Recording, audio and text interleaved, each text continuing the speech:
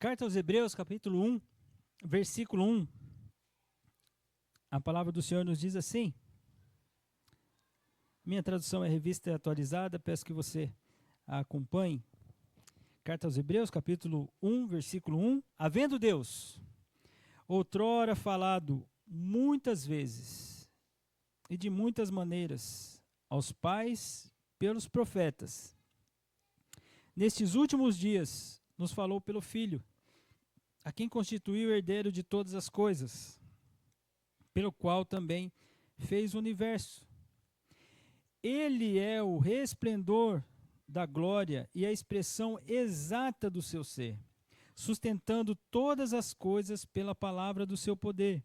Depois de ter feito a purificação dos pecados, assentou-se à direita da majestade nas alturas, tendo se tornado tão superior aos anjos, quanto herdou mais excelente nome do que eles.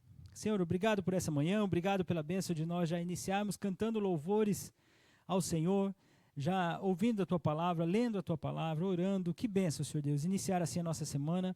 Abençoe, Senhor Deus, a nossa escola bíblica. Nós te pedimos, Senhor, assim também como a escola bíblica do Ministério Infantil, que em tudo, Pai, o Senhor seja exaltado e glorificado, que nós possamos a cada dia aprender mais o Senhor e viver para honrar e glorificar a Ti, Senhor Deus. Abençoa-nos, é o que nós te pedimos e carecemos da iluminação do Teu Espírito, Pai. Em nome de Jesus, amém. Amém. Meus irmãos, não sabemos quem foi o autor da carta aos Hebreus. Quase que eu falei, carta de Paulo aos Hebreus. Há uma defesa, né, que pode ter sido Paulo, pode ter sido Barnabé, mas não temos o autor, então eu prefiro ficar com uma autoria desconhecida, né? Mas ele diz algo impressionante no versículo 4. O que ele diz no versículo 4?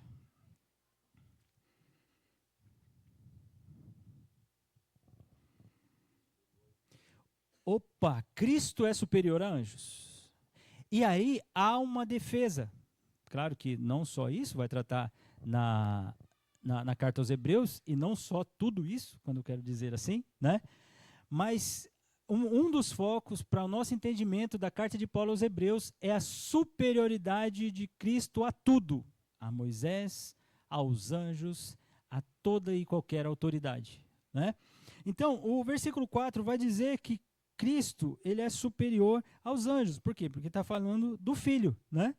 Começa o texto dizendo que havendo Deus outrora falado como? Muitas vezes e de muitas maneiras. Como Deus falou muitas vezes de muitas maneiras? Exemplos.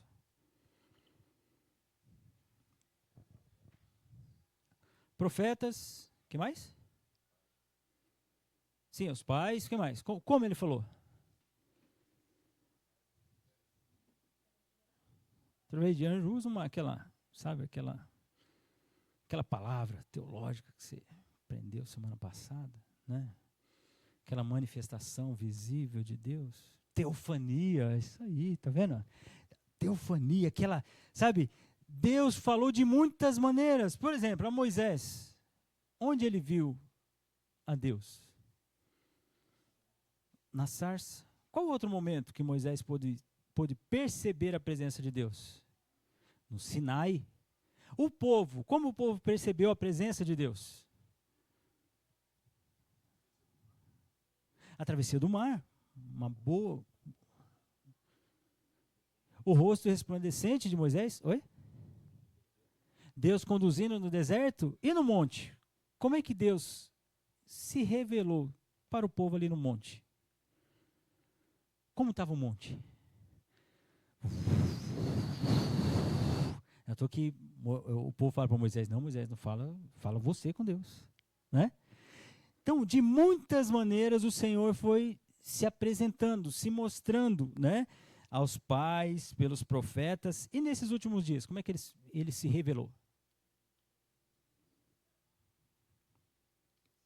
Através de Jesus, o Filho dele, né? Então, que ele constitui o herdeiro sobre todas as coisas, pelo qual também fez o universo. Quem é Jesus? Versículo 3. Quem é Jesus? Versículo 3. Resplendor da glória de Deus. é uma imagem dúbia de Deus? Não. Ele é a expressão exata do ser de Deus. Queridos, anjos são expressões exatas do ser de Deus? Homens são expressão exata do ser de Deus? Poderes são expressões exatas do ser de Deus? Não, queridos. A única expressão exata do ser de Deus é Jesus Cristo. Por isso que, cuidado, quando você ouve doutrina que vai focar, não, hoje é a época da graça, esquece o Antigo Testamento. Ou o contrário, olha para a antiga aliança é essa que o autor de Hebreus vai dizer, vai explanar, olha para a antiga aliança e admira-se de lá, olha para lá, não é à toa que traz para o culto cristão elementos do judaísmo. Por quê? Porque inconscientemente, ou talvez até conscientemente, traz em si que lá atrás havia o poder, e hoje não, hoje ficou mais leve, né, porque é em Jesus Cristo, quando na verdade Jesus é a expressão exata do ser de Deus, né? E ele nos fala nesses últimos dias, né? Então nós temos aí que o Senhor Jesus assentou-se à direita da majestade nas alturas. Nós vamos olhar um pouco para o nosso amigo lá, sabe aquele que aparece no slide ali, pensando? Ele vai pensar nesse texto, um dos textos que ele vai meditar hoje. Vamos lá, doutrina. Doutrina, então, é o ensino, é a instrução, explicação e exposição. Esse é o significado da palavra doutrina. Nós estamos olhando a Trindade, né? Deus Pai, Deus Filho e Deus Espírito Santo. Um Deus triuno, um Deus em 3 pessoas distintas. E nós chegamos a um paradoxo, né? Qual o significado do paradoxo? O paradoxo é um pensamento, é uma proposição, um argumento que contraria os princípios básicos. Por isso que ele é um paradoxo.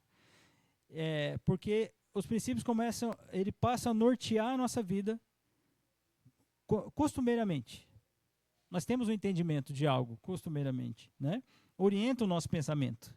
O problema é que o paradoxo nos apresenta coisas que a gente fala, e agora? Cheguei até o meu limite. E a Trindade é um desses ensinos, né? Semana passada nós olhamos para esses textos, Isaías 9:6, Isaías 7:14 e Miqueias 5:2. E nós pensamos já nesse paradoxo da profecia do Messias. O nosso amigo estava pensando em Isaías 40:28. O que diz Isaías 40:28?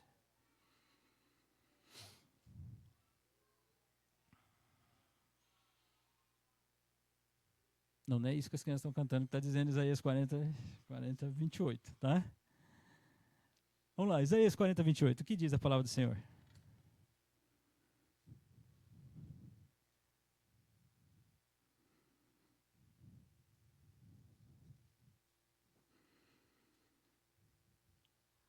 Um de cada vez. Isaías 40:28.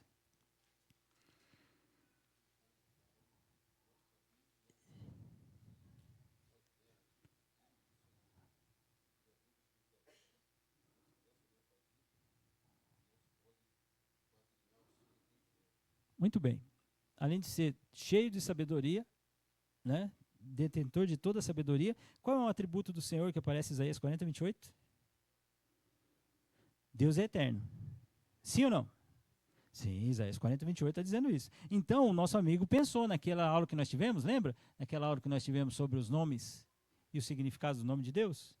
Aí ele pensou, Deus forte, Deus Senhor de tudo, é o Adonai, Yahweh, é aquele que eu serei o que serei, o Deus Todo-Poderoso, o Deus Altíssimo. Mas espera aí, Olã? Deus eterno, Isaías 40:28. Aí ele pensou nesses nomes todos de Deus e está lá na cabeça dele. Mas espera aí, Deus é eterno. E aí eu estou lendo no mesmo livro de Isaías capítulo 9, versículo 6, que é uma profecia. Porque um menino nos nasceu, um filho se nos deu. O governo está sobre os seus ombros. E seu nome será?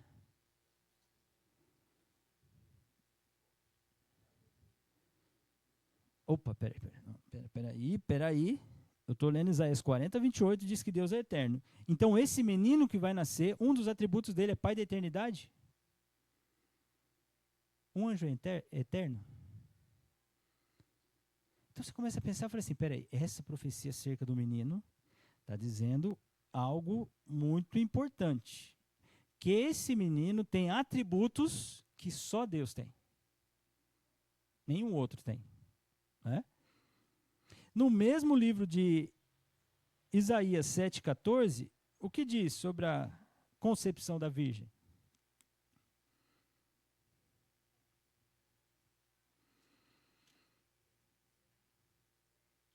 Oi? Isaías 7,14, o que diz sobre a concepção desse menino?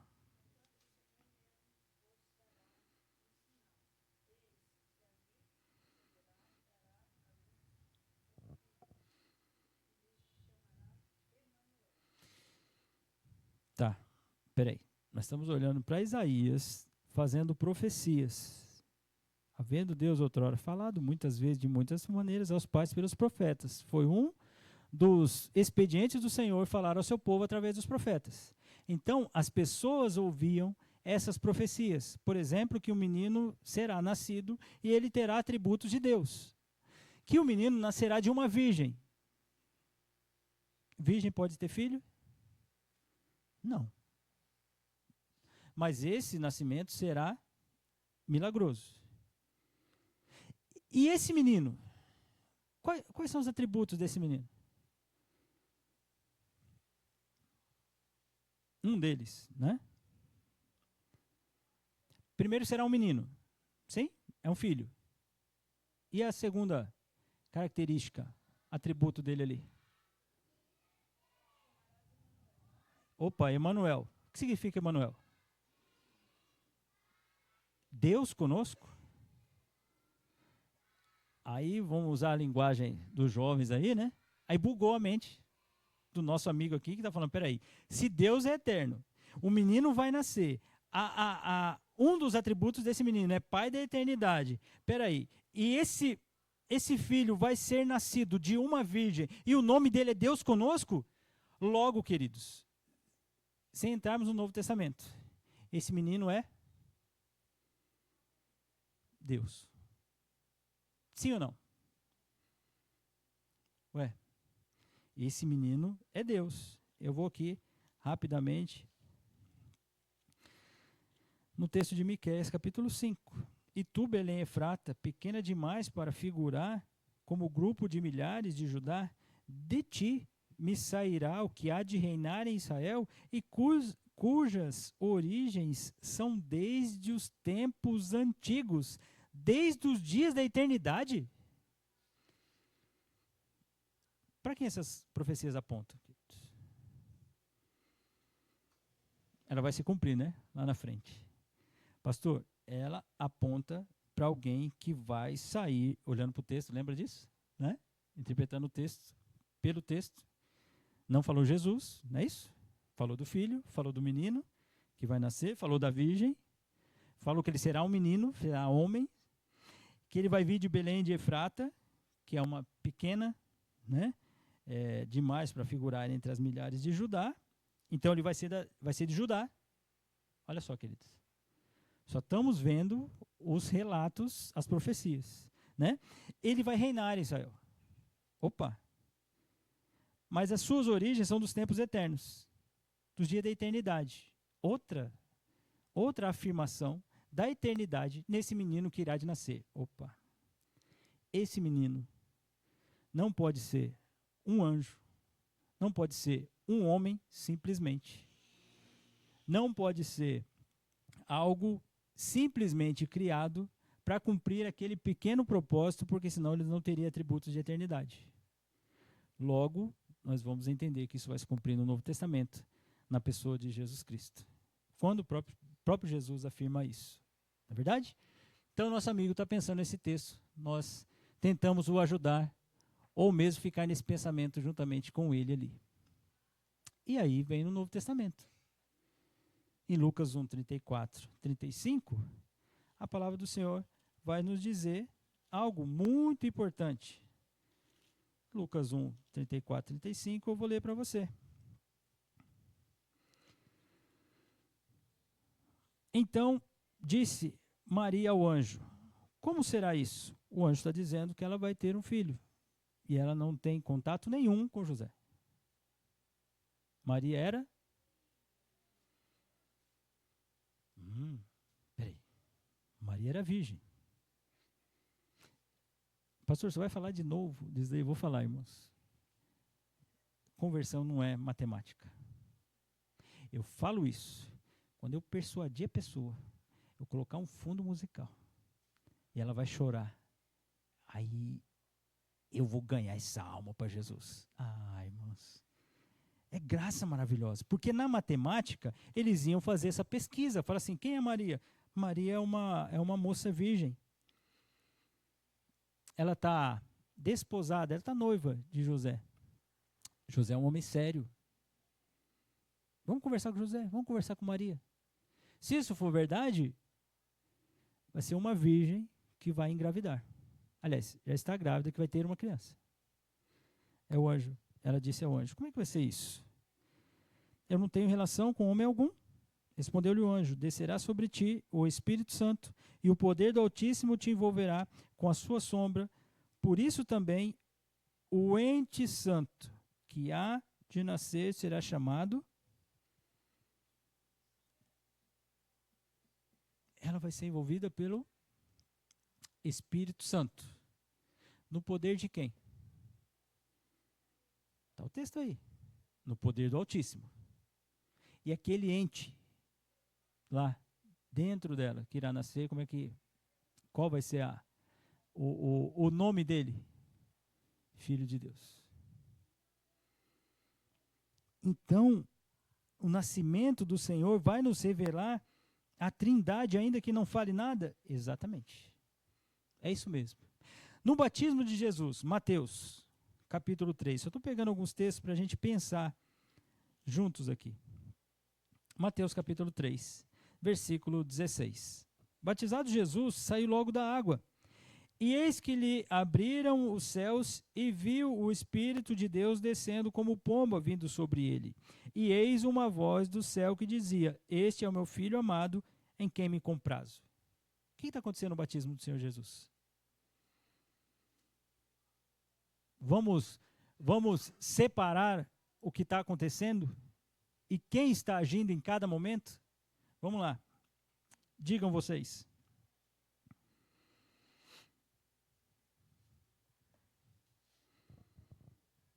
Vamos lá? Primeiro, quem está sendo batizado? Está claro isso, né?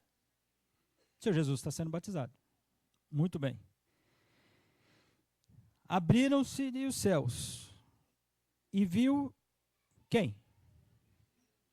Descendo, né? Como pomba. E eis uma voz do céu.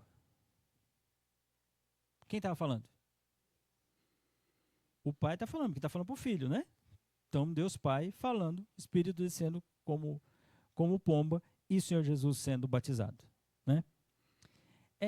Não dá nem para a gente falar que são pinceladas, né? Da doutrina da Trindade, né? Da explicação da Trindade, nem dá para falar que são pinceladas. São realmente demonstrações de Deus, revelando para nós esse poder maravilhoso do Pai, do Filho e do Espírito Santo. O nosso amigo está pensando no texto de Hebreus, né?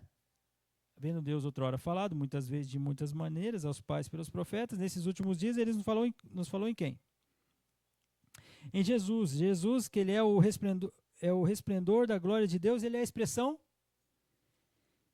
exata do ser de Deus. E aí, queridos, ele lê um outro texto, que ele está interessado nesse tema. Ele falou assim, peraí, eu li João 1,18, que diz assim, ninguém jamais viu a Deus.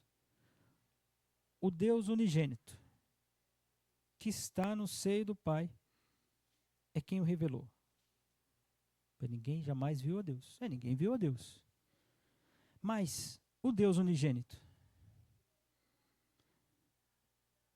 que está no seio do Pai, o Pai o revelou. Quem é esse Deus? que João está dizendo? Que veio para os que eram seus e os seus não receberam. E o verbo se fez carne e habitou entre nós. Então, queridos, quando nós pensamos, nós só estamos pensando e refletindo. Lembra que eu disse a você? Nós não estamos fechando em caixinhas. Esse é o pensamento batista, esse é o pensamento da nossa igreja, e nós pensamos dessa forma. Nós estamos deixando das Escrituras, as Escrituras mostrarem para nós que essa divindade de Cristo ela é clara, ela é evidente. Então, não há dúvidas quanto à divindade de Cristo. Então, sendo assim, pensando no ser de Deus, o que é teontologia mesmo? É o estudo do ser de Deus. Muito bem. Então, pensando no estudo do ser de Deus, a gente começa a pensar, peraí, nessa pessoa da divindade, Jesus Cristo está. Sim ou não? Não há dúvida, porque a Bíblia diz isso. Na pessoa da divindade, Jesus Cristo está. Por isso que é difícil, lembra do paradoxo? Para a nossa compreensão. A gente fala, mas uma pessoa só, pastor. Exatamente, é uma pessoa. Essa é a questão da Trindade, né? Mostra um Deus triuno, plenamente divino. Tanto Deus Pai quanto Deus Filho. E depois nós vamos ver também Deus Espírito Santo. Joia? Agora eu peço que você abra a sua Bíblia em João capítulo 14.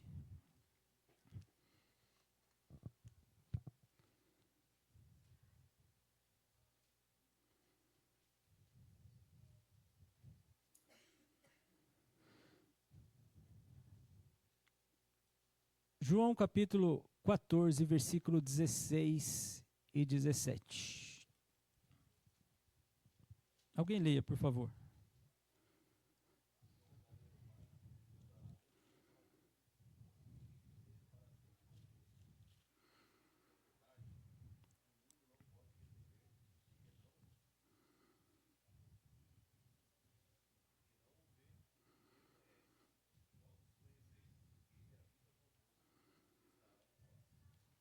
Joia.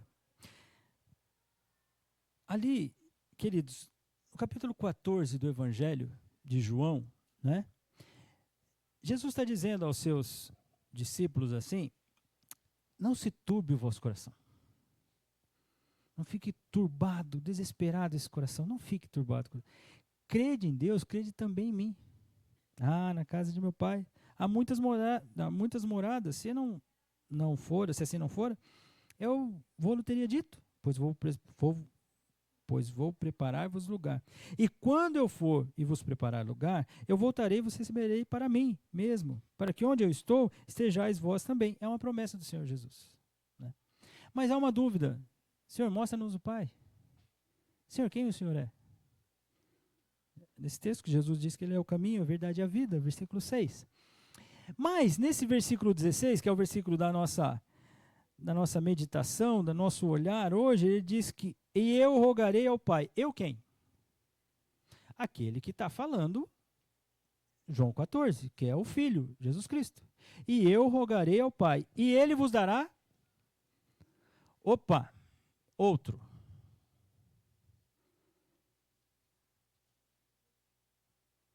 Outro Consolador. A sua Bíblia está dizendo outro? O que quer dizer outro? Um outro Deus. E agora? Você falar, eu sou um homem. Ricardo é outro homem. Não é isso? Eu sou uma pessoa. Não é isso? Aí tem as duas Elisângelas, que são outras pessoas. Não é isso? Outro quer dizer o quê? Hã? Mais um. Sim, mais um. Mas é outro. Outro diferente. Mas alguém semelhante? Mas outro é semelhante? Eu sou um pouquinho diferente do Ricardo, só um pouquinho. Eu posso dizer que eu e o Ricardo, nós somos o mesmo, ainda que ele seja outro? Que susto, pensei que você ia falar assim, pastor. Né? A gente tem uma crise de identidade, né? Outro não pode ser igual. Não é isso? Outro é outro. Sim ou não? O que Jesus está rogando ao Pai? O que ele diz ali? Senhor, eu rogarei ao Pai e eu enviarei. Eu enviarei um alós. O que é alós? Alós é outro. Pastor, alós é outro. Alós é a palavra grega para outro. Só que no grego, e o Senhor escolheu, né, essas línguas maravilhosas para nos abençoarem, nós temos também héteros.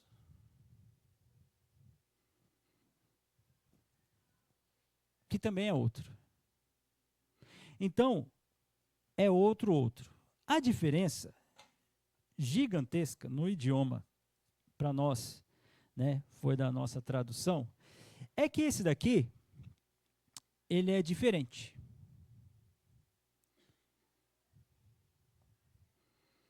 E esse daqui também é diferente. Tem o homogêneo, o heterogêneo, né? Só que esse daqui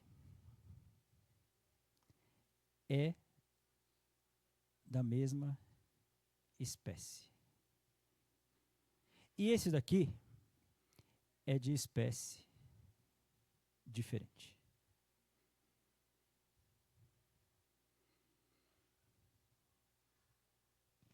João 14:16.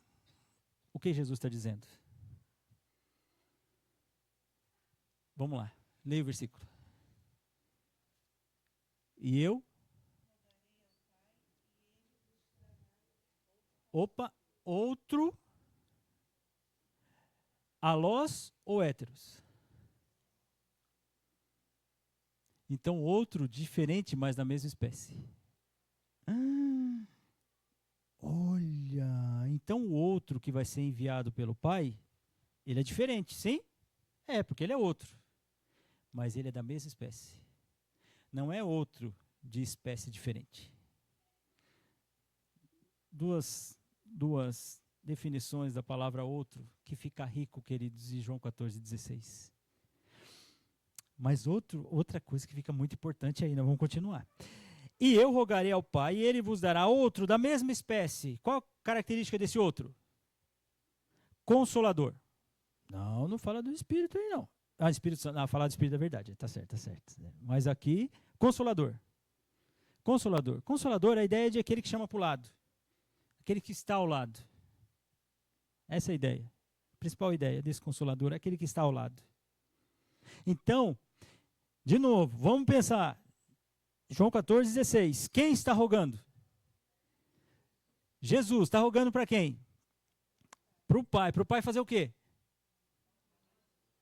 Para ele dar o outro Consolador da mesma espécie. Não é isso? Isso, a fim de que ele esteja para sempre com quem? Convosco. Esse Consolador, quem é ele? É o Espírito da verdade. O mundo pode conhecer? Não, porque não o vê, nem o conhece. Vós o conheceis? Sim, porque ele habita convosco e estará em vós. Até aí tudo bem? Uma pergunta. Quem está rogando para quem? O Senhor Jesus está rogando para o Pai, dar esse Consolador da mesma espécie que vai habitar em nós, certo? Mas nós temos João 15:26, que é só você virar uma página da sua Bíblia aí. E eu vou colocar o texto aqui exposto.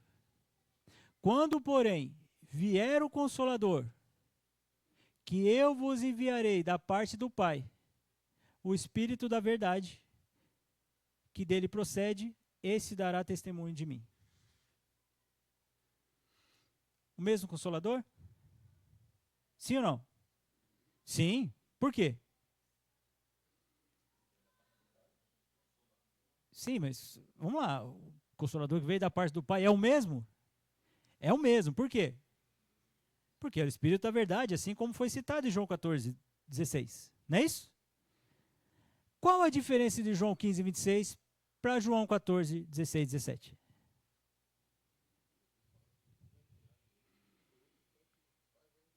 Isso, queridos. Quem vai enviar em João 14, 16, 17?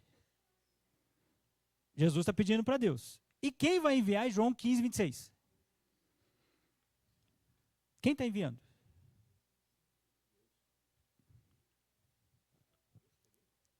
Isso, queridos. Isso. Entende, queridos? Em um momento, as Escrituras deixam claro que Jesus está pedindo para Deus enviar. Em outro momento, Jesus está enviando. Isso é poder. Isso é o ser divino. Olha só, queridos. Ele vos dará outro consolador. Eu vos enviarei da parte do Pai. Então, meus irmãos, quando nós vemos textos como esse, parece que na nossa lógica, por isso que se torna paradoxal, não, quem está enviando é Deus. Mas quem envia é Jesus. Pois é, queridos, porque é uma unidade nesses três, sendo eles da mesma espécie, com atuações diferentes. Lembra do batismo? Quem estava sendo batizado era o Espírito Santo? Não, quem estava sendo batizado é Jesus. Quem estava falando é o Espírito Santo? Não, quem estava falando era Deus. Quem estava descendo o Espírito como pomba? O Espírito Santo. Quem estava envolvendo a Virgem para que ela tenha filho? O Espírito Santo. Era no poder de quem? E onde estava Jesus? No ventre dela.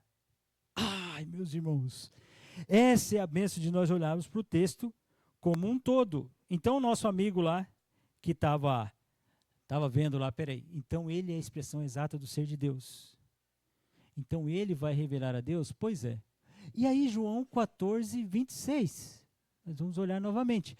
Quando, porém, vier o Consolador, quem é o Consolador? O Espírito Santo da verdade. Eu vos enviarei da parte do Pai o Espírito da verdade, que dele procede. Esse dará testemunho de mim. Sim ou não?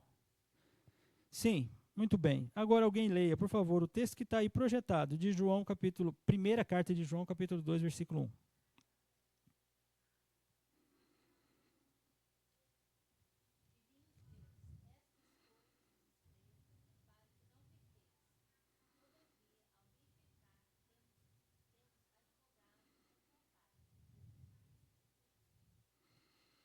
Muito bem. João 14, 26, quem é o Consolador? É o Espírito da verdade, né? O Espírito Santo da verdade. Muito bem. Que o Senhor Jesus roga ao Pai para enviar e que o Senhor envie em João capítulo 15. Mas na primeira carta de João, capítulo 2, versículo 1, quem é o Consolador?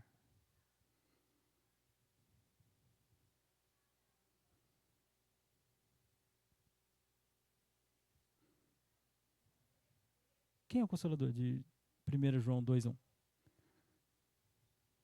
Por que Jesus?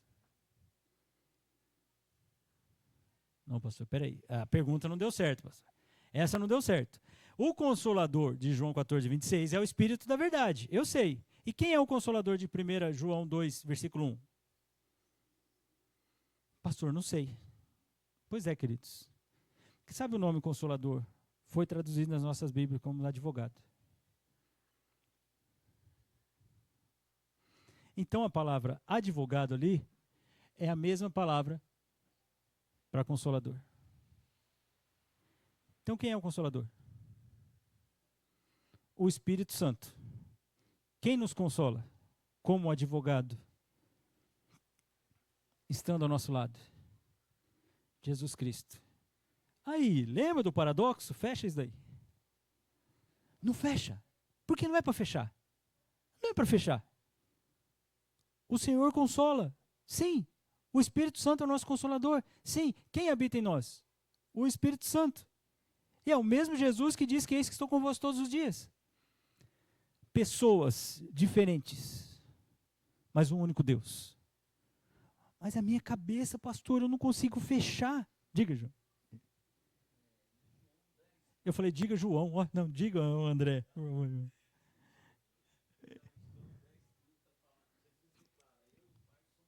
Isso. É isso. Então, como Jesus pode ser um com o Pai, sendo que ali quem está falando era Jesus? Entende, queridos? Por isso que as pessoas, lembra lá do trilema lá? Do C.S. Lewis e do Duncan, né? Ou Jesus era um mentiroso, ou Jesus estava louco, ou ele é Deus. A gente tem que se render diante disso. Eu e o Pai somos um. Hoje, para você, fica clara a divindade do Senhor Jesus? Mas na história da igreja, queridos, houveram concílios para definir essa divindade do Senhor Jesus. Hoje, em nossos dias, há seitas que se dizem que creem no Deus Todo-Poderoso, que não creem na divindade do Senhor Jesus. Textos como esse ficam claros que o Senhor Jesus é Deus. Como nós fechamos isso? Não fechamos. Não queiramos fechar. Entendamos, compreendamos, que nós a cada dia peçamos ao Senhor, nos ajude, Senhor, a compreender essas verdades que estão nas suas escrituras. Olha só, queridos, um outro texto. Nosso amigo ainda continua pensando nesse mesmo texto e ele vai para Romanos 8, 26 e 27. E depois ele vai ler Romanos 8, 34. Ele lê lá: também o Espírito semelhantemente nos assiste em nossa fraqueza, porque não sabemos orar como convém, mas o mesmo Espírito intercede por nós sobremaneira, com gemidos inexprimíveis. Quem intercede por nós? É claro isso, né? O Espírito intercede por nós. É ministério do Espírito essa intercessão? Então pronto. E aquele que sonda os corações sabe qual é a mente do Espírito, porque segundo a vontade de Deus é que ele intercede pelos santos. Então, quem conhece a mente do Espírito?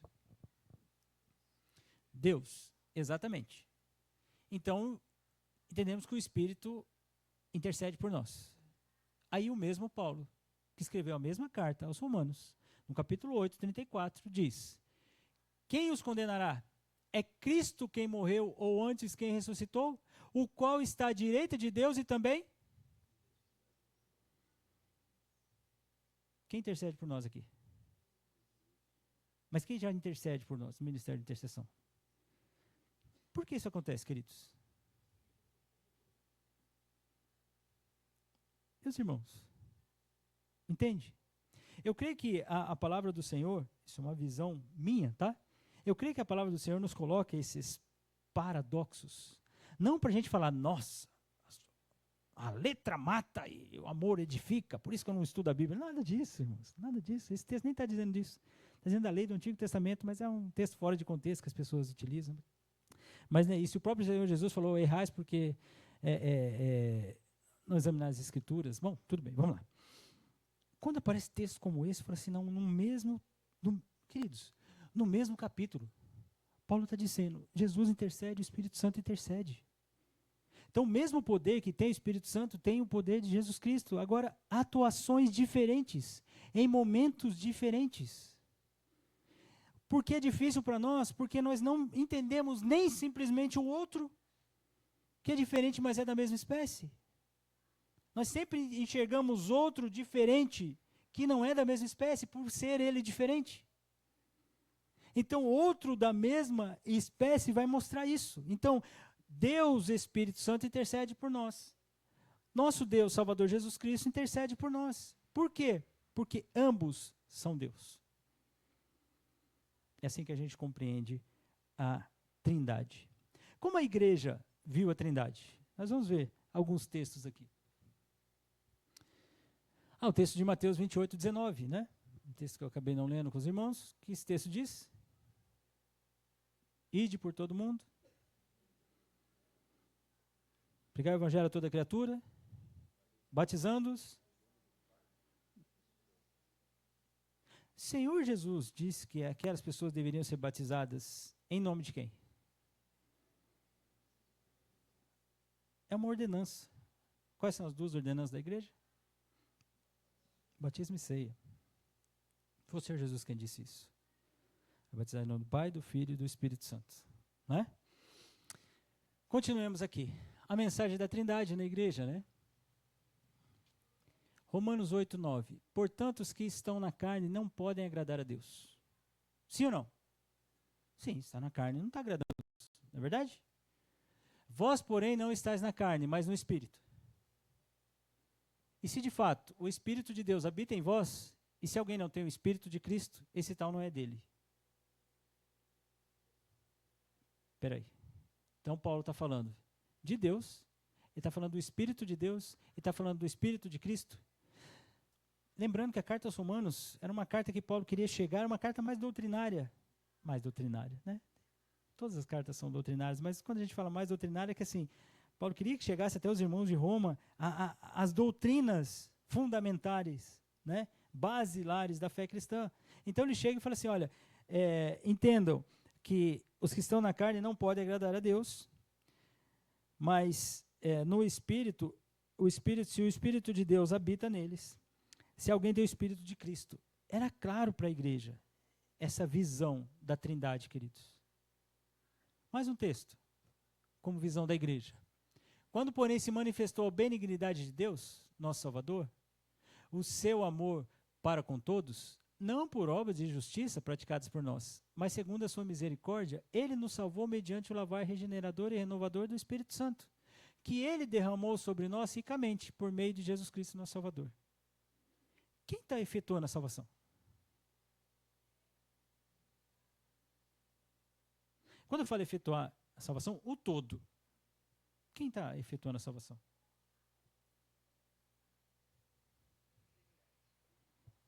A Trindade. Essa é a resposta. Não, é o Espírito renovador. Pois é, isso aconteceu por meio de quem? Por meio de Jesus Cristo. E quem agiu de bondade para que isso acontecesse? E aí, irmãos? Fechamos? Quando, porém, o Senhor demonstrou a sua magnífica benignidade, né? O Deus Todo-Poderoso, ele nos salvou mediante esse lavar renovador do Espírito. Isso tudo aconteceu por meio de Jesus Cristo, nosso Salvador. Lembra aquelas aplicações? Não, pastor, só ir para a igreja. Só ir para a igreja. Não, vamos lá, que, né? Deus dá uma salvada. Ah, meus irmãos, é uma bênção a salvação. É graça, é amor de Deus, é ação do Espírito. Não há artifícios nossos.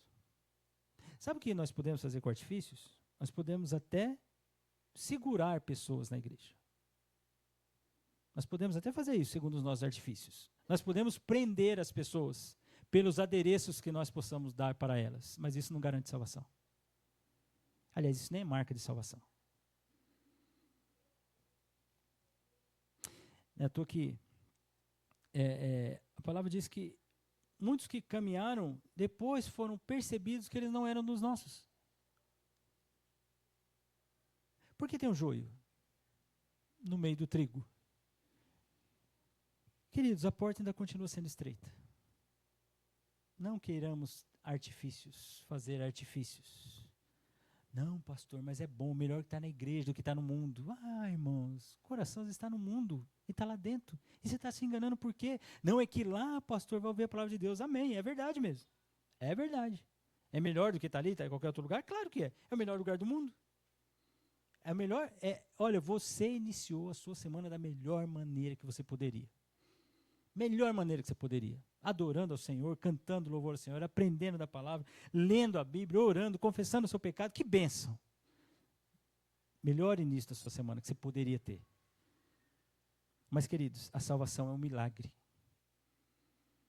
A salvação é a bondade de Deus agindo no coração daquele pecador. Lembra do Romanos 5,8? Que diz Romanos 5,8? Mas Deus prova o seu próprio amor para conosco, pelo fato de ter Cristo morrido por nós. Sendo nós, quantos merecem? Graça, irmãos.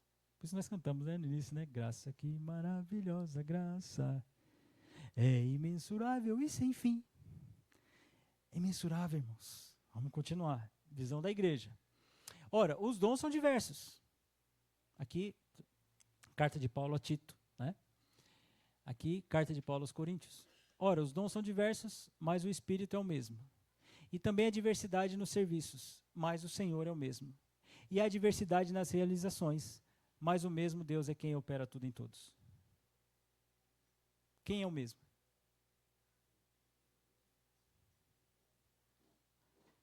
O Espírito é o mesmo, o Senhor é o mesmo, Deus é o mesmo. Essa é a Trindade. Essa é a Trindade do Senhor. Mais um texto para a gente caminhar aqui, queridos. Portanto, se o sangue de bodes e de touros e a cinza de uma novilha, aspergidos sobre os contaminados, os santificam, quanto à purificação da carne, muito mais o sangue de Cristo, que pelo Espírito eterno a si mesmo se ofereceu sem mácula a Deus, purificará a nossa consciência das obras mortas, para servirmos ao Deus vivo. Aquela aliança, né? A antiga aliança, como eu disse a você, que Hebreus vai apresentar, né? Antigamente havia esses sacrifícios, e eles tinham ali, pelo menos, aquele perdão concedido momentaneamente. Eles tinham que voltar a fazer sacrifícios, porque eram pecadores. Eles purificavam. Quanto muito mais agora, muito mais, o sangue de Cristo. Onde nós percebemos o sangue de Cristo? Onde mostra para nós o sangue de Cristo? Onde isso aconteceu? Na cruz. Então, no perdão de pecado, na morte de Jesus lá, né? Então, no sacrifício de Jesus, esse sangue, né, de Cristo, pelo Espírito eterno. Então, não mais há necessidade desses sacrifícios. Por isso que é a nova aliança. Agora, o sangue de Cristo, né, nós temos essa purificação pelo Espírito eterno, que a si mesmo se ofereceu sem mácula a Deus, para nós servirmos a esse Deus vivo. Mais um texto da Trindade. Interessante a chamada bênção apostólica, né? Opa, não, ainda não. 1 Pedro capítulo 1, versículo 1 e 2. Pedro, apóstolo de Jesus Cristo, aos eleitos que são forasteiros da dispersão, no Ponto, Galácia, Capadócia, Ásia e Bitínia. Eleitos segundo em santificação, para obediência e aspersão, graça e paz vos sejam multiplicadas. Essa era a saudação do apóstolo que andou com Jesus. Fomos salvos por quem, queridos?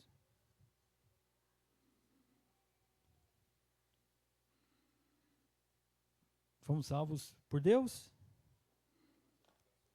Em santificação do Espírito? Em obediência e aspersão pelo sangue de Cristo? Pois é, queridos. Lembra da salvação atuante? De quem, queridos? Do Deus Trino. Do Deus Triuno. Essa daqui era o início da carta de Paulo aos irmãos. Da onde? Da dispersão, os irmãos da dispersão no Ponto, na Galácia, na Capadócia, na Ásia, na Bitínia. Ou seja, vai chegar essa carta aos irmãos. Irmãos, na saudação, vocês precisam entender que na salvação de vocês, o Deus Trino foi plenamente atuante. Deus Pai, sua presciência, né? Santificação do Espírito e pelo sacrifício de Cristo na cruz. Vocês são salvos. Graça e paz vos sejam multiplicadas. E agora sim, a bênção apostólica. O que diz a bênção apostólica? A graça do Senhor Jesus, o amor de Deus e a comunhão do Espírito Santo sejam com todos vós. Era assim que a igreja era. Esse é o final, né? Da segunda carta de Paulo aos Coríntios, né? Os irmãos eram despedidos nessa bênção. Bênção em nome de Jesus, em nome de Deus, em nome do Espírito Santo. Então, queridos, esse ensino da Trindade, ainda que não apareça a palavra Trindade, lembra que nós falamos sobre isso? Não apareça, ele é claro nas Escrituras. É inegável. Se você quiser tirar algo desse contexto, né, você vai falar assim, opa, peraí, tem alguma coisa muito estranha, não está batendo, porque a Bíblia deixa claro que o Espírito, nesse texto, exatamente, está se apresentando a nós como Deus. Por exemplo, abra rapidamente aí, Atos capítulo 5.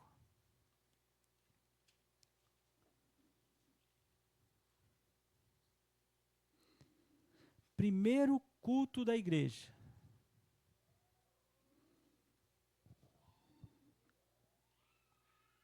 Primeiro culto da igreja. Depois Deus ter convertido o coração dos irmãos, logo após o primeiro sermão, né? Capítulo 4 diz: da multidão dos que creram era só um coração e ninguém considerava exclusivamente sua nenhuma das coisas que possuía, tudo, porém, lhes era comum. Com grande poder, os apóstolos davam testemunho da ressurreição do Senhor Jesus Cristo e em todos havia abundante graça. A igreja estava vivendo essa comunidade, queridos. Nenhum necessitado havia entre eles, portanto, os que possuíam terras ou casas, vendendo-as, traziam os valores correspondentes e depositavam aos pés dos apóstolos. Então se distribuía a qualquer um à medida que alguém tinha necessidade. Então a igreja contribuía uns com os outros. Então era uma comunidade, eles viviam essa unidade, a ponto de José, a quem os apóstolos deram o sobrenome de Barnabé, que quer dizer filho da exortação, é levita natural de Chipre, como tivesse um campo, vendendo, trouxe o preço e depositou aos pés dos apóstolos. Era dele aquele campo, né, e ele vendeu, e ele deu valor aos pés dos apóstolos para contribuir com tudo aquilo que está acontecendo na vida da igreja. É isso. Louvado seja o Senhor, que bênção, a igreja viva, a igreja atuante, a igreja servindo, a igreja contribuindo, a igreja unida entre mentes. Entretanto, certo homem chamado Ananias, com a sua mulher Safira, vendeu a propriedade, assim como José. Venderam a propriedade, o que era natural? Vendi essa propriedade, quanto eu vou contribuir? Quanto nós decidimos e vamos contribuir, acabou. Está resolvido. Cada um contribui segundo o que está proposto no coração. E está claro isso. Mas, em acordo com a sua mulher, reteve parte do preço e, levando o restante, depositou aos pés dos apóstolos. Ele entrou em comum acordo com a mulher. Nós vendemos por tanto, mas nós vamos depositar tanto, ok? Lá aos pés dos apóstolos, está tudo certo, o terreno é seu. Então disse Pedro: Ananias, por que encheu Satanás teu coração para que mentisses ao Espírito Santo? Opa! Então, Pedro teve ali uma percepção de que Ananias mentiu. E ele diz claramente que Satanás encheu o coração de Ananias. Ananias mentiu ao Espírito Santo. Sim ou não? Sim, é isso que está dizendo o texto aí, pastor. Reservando parte do valor. Conservando, porventura, não seria teu? E vendido não estaria em teu poder? Como, pois, assentaste no coração esse desígnio? Não mentisse aos homens, mas mentisse ao Espírito Santo. Não. Mentisse a Deus. Para quem Ananias mentiu?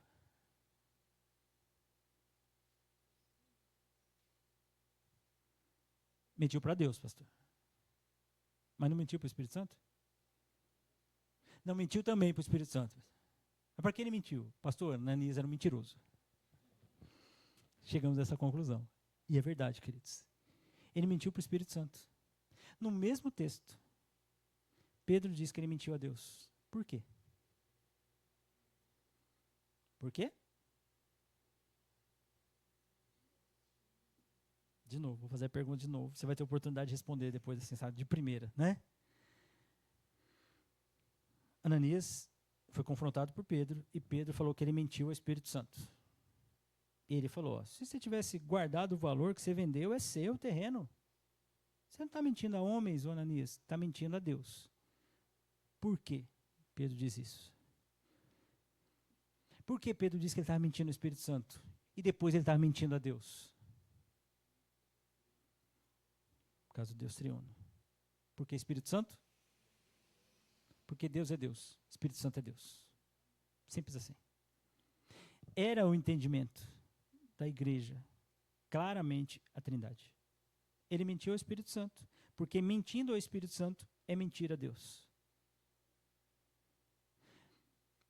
Texto de Gálatas, nós passamos algumas semanas, né? A carne milita contra o Espírito, não é isso? Essa carne está lutando contra quem? Quando você obedece os desejos da sua carne, você está desagradando a quem? Não é uma luta da carne contra o Espírito? Uma luta contra Deus, queridos. Do próprio Deus. É isso. Então Ananias mentiu, e ali depois você lê a continuidade da do confronto, né? Ananias caiu e expirou, sobrevindo grande temor a todos os ouvintes. Aí depois a mulher dele chegou e Pedro fez a mesma pergunta para ela. Eles fizeram um acordo, queridos, de vender o terreno e falaram um outro valor. Para quê? Que necessidade? O terreno é seu.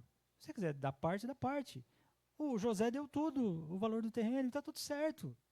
Cada um contribui segundo tiver propósito no coração. E é assim que a gente caminha. Tanto ele morreu quanto ela morreu. Queria terminar lendo os versículos 12. Olha só, queridos, o que está acontecendo. 12 e 13. Muitos sinais e prodígios eram feitos entre o povo pelas mãos dos apóstolos. Eles costumavam todos se reunir de comum acordo no pórtico de Salomão. Mas dos restantes, ninguém ousava juntar-se a eles. Porém, o povo lhe tributava grande admiração. Alguém tem outra tradução? Esse é admiração? Tem aí? O povo lhe tributava grande estima. Não é admiração de falar, nossa, que legal. Ah, não, queridos.